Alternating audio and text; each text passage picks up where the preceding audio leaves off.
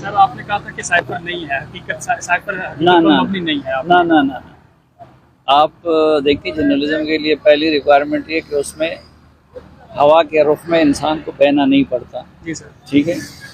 آپ کو یاد ہوگا کہ وہ سائفر کہاں لے رہا تھا اس نے؟ ریڈ گراؤنڈ میں. ہاں ریڈ گراؤنڈ میں لے رہا تھا. اس نے کہا یہ میرے ہاتھ میں سائفر ہے. ٹھیک ہے. اور اس میں یہ چیزیں لکھی ہیں. ریممبر؟ جی سر. اس کی تصویر لگا کے میں نے کہا تھا کہ یہ سائفر نہیں ہے اور اس میں وہ نہیں ہے. اس کا کلر کیا تھا؟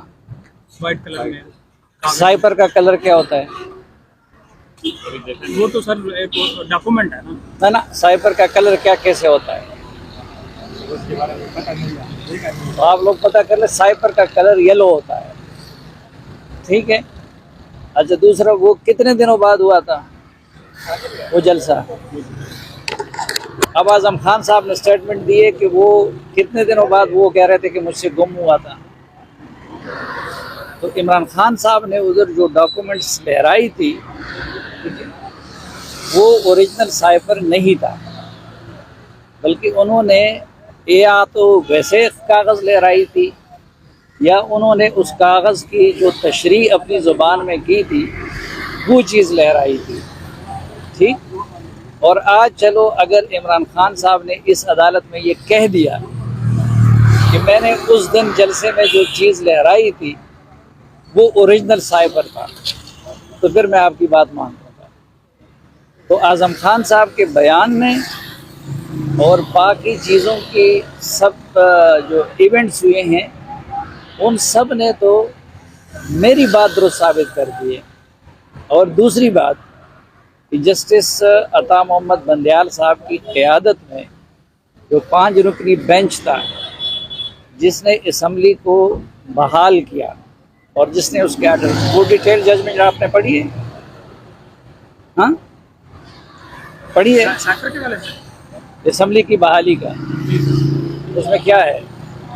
اس میں جو اسمبلی کے وہ تھے اسپیکر اسمبلی ان کی طرف سے کہا گیا تھا کہ کیا ہے انہوں نے اپنے اختیارات کا غلط استعمال کیا. نا آپ کو وہ ڈیٹیل ججمنٹ آج جا کے پڑھنی چاہیے.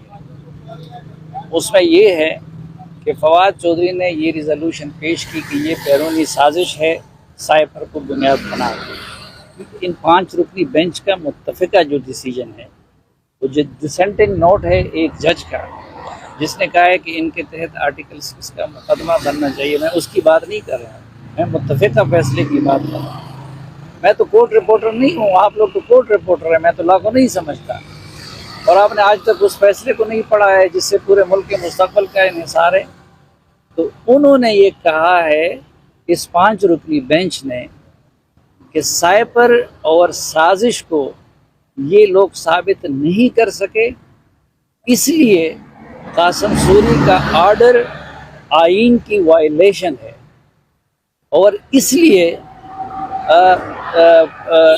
پرائم منسٹر کے اسمبلی کی تحلیل کا آرڈر بھی آئین کا وائلیشن ہے اور اس لیے صدر کا اسمبلی کا تحلیل کا آرڈر بھی وائلیشن ہے. تو میری رائے کے حق میں تو سپریم کورٹ کا 5 رکنی بینچ فیصلہ دے چکا ہے. تو میں حیران ہوں کہ مجھ سے میرا ایک بھائی وہ آج جو کورٹ رپورٹر بھی ہے جو مجھ سے زیادہ قانون کو جانتا ہے وہ پی ٹی آئی کے ٹرولز کے پروپیگنڈے میں آ کے کیسے یہ سوال کرتا ہے. سوشل میڈیا پہ سوالات پوچھے تھے اس کا جواب آپ سے کیونکہ آپ کا رسپانس آنا ضروری تھا. سوشل میڈیا پہ تو بہت کچھ ہوتا ہے بٹ آپ اگر کورٹ کے سامنے کھڑے ہیں اور کورٹ رپورٹر ہیں، میں تو نہیں ہوں، میں تو لا کو نہیں سمجھتا، لیکن میں نے آپ کو بتایا کہ یہ تو کامن سینس کی بات تھی نا. اچھا سر یہ بتا دیں عمران خان کی سائفر کے اندر اگر ضمانت ہو جاتی ہے، باقی مقدمات میں اگر ان کو گرفتار کرتے ہیں پھر بھی وہ باہر آ جاتے ہیں تو ان کا کیا مستقبل دیکھ رہے ہیں؟ آپ نے اپنی جو صحافتی کیریئر کے اندر سارا کچھ دیکھا ہے صورتحال، اس کے حوالے سے تھوڑا سا آپ بتا دیں عمران خان کے حوالے سے. میں مستقبل کا حال اللہ جانتا ہے اور میرا یہ ڈیمانڈ ہے کہ عمران خان کے ساتھ انصاف ہونا چاہیے اور صرف عمران خان نہیں بلکہ اس ملک کے ہر شہری اور ہر پولیٹیشین کے ساتھ انصاف اور قانون کے مطابق عمل ہونا چاہیے. کسی کے ساتھ زیادتی نہیں ہونی چاہیے، کسی کے بیسک رائٹس کو پامال نہیں کرنا چاہیے، اس ملک کو آئین کے مطابق چلانا چاہیے.